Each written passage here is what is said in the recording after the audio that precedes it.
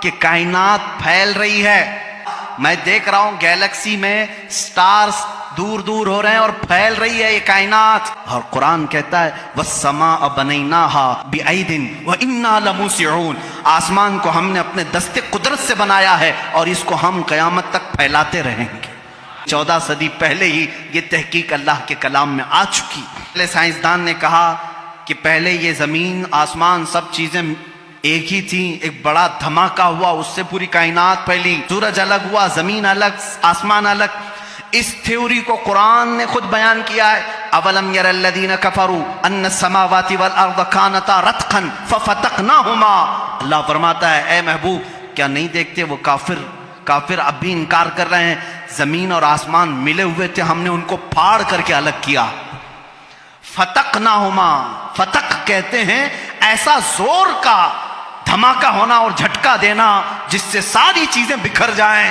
اور قرآن نے اس big bang کا ذکر کیا. بلیک ہول کا تذکرہ سورہ واقعہ میں موجود ہے. اللہ فرماتا ہے لا اقسم بمواقع النجوم، قسم ہے ان جگہوں کی جہاں جا کر کے ستارے فنا ہو جاتے ہیں. اس کو آج سائنسدان بلیک ہول کہتے ہیں. علم نباتات، پودوں کا علم، یہ ایک پورا باضابطہ ایگریکلچر، اس پر تو یونیورسٹیاں قائم ہیں جس میں پودوں کی نشو و نما کے متعلق تحقیقات ہوتی ہیں.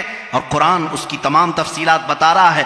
وَمِن كُلِّ الثَّمَرَاتِ جَعَلَ فِيهَا زَوْجَيْنِ اثْنَيْنِ. اللہ فرماتا ہے ہر پھل میں ہم نے میل اور فیمیل رکھا ہے. آج کے سائنس کہہ رہا ہے ہر درخت میں میل اور فیمیل ہوتے ہیں. زولوجی، جانوروں کا علم. وَمَا مِن دَابَّةٍ فِي الْأَرْضِ وَلَا طَائِرٍ يَطِيرُ بِجَنَاحِهِ إِلَّا أُمَمٌ أَمْثَالُكُمْ.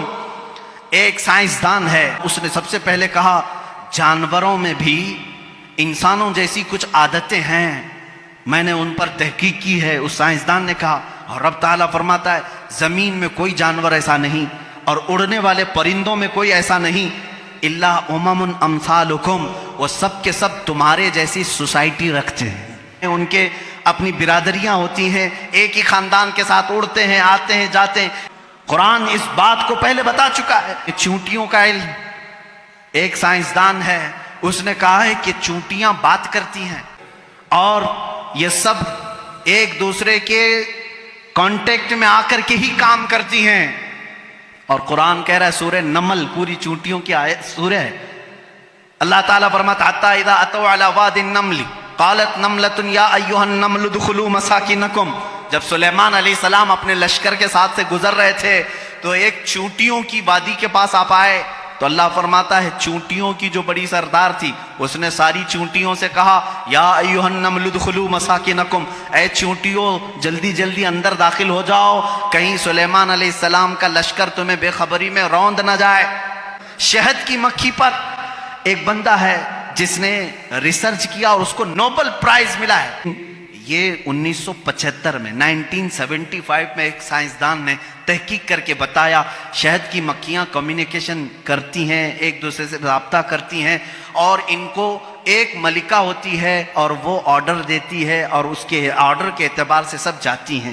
اور قرآن میں دیکھو رب تعالیٰ فرماتا ہے وَأَوْحَى رَبُّكَ إِلَى النَّحْلِ أَنِ اتَّخِذِ مِنَ الْجِبَالِ وَمِنَ الشَّجَرِ بُيُوتًا فَاسْلُكِي سُبُلَ رَبِّكِ ذُلُلًا يَخْرُجُ مِن بُطُونِهَا شَرَابٌ مُخْتَلِفٌ أَلْوَانُهُ فِيهِ شِفَاءٌ لِلنَّاسِ. اللہ فرماتا ہے تمہارے رب نے شہد کی مکھی کو یہ علم دیا ہے اور شہد کی مکھی کا جو ورڈ یوز ہوا ہے عربی میں وہ مؤنث یوز ہوا ہے. اللہ قرآن میں فرماتا ہے مکھا نہیں مکھی. 1975 میں یہ بھی ایجاد کیا شہد کہاں سے نکلتا ہے. تو بعض لوگوں نے کہا وہ تھوک دیتی ہے منہ میں سے، اب تک تو یہی معلوم تھا. 1975 میں ایک سائنسدان نے کہا نہیں، اس کی بیلی میں سے، بیلی فیٹ جو ہوتا ہے پیٹ کی چربی یہاں سے نکلتا ہے. رب تعالیٰ فرما رہا ہے یخرج من بطونها، ہم شہد اس کے پیٹ کی چربی سے نکالتے ہیں. اس میں اللہ کی نشانیاں ہیں اور خود مولا نے فرمایا شفاء للناس، اس میں پوری تمہارے لیے انسانوں کے لیے شفا ہے. اللہ تعالیٰ فرماتا افلا ينظرون الى الابل كيف خلقت، تم نہیں دیکھتے کہ اونٹوں کو اللہ نے کیسے پیدا کیا.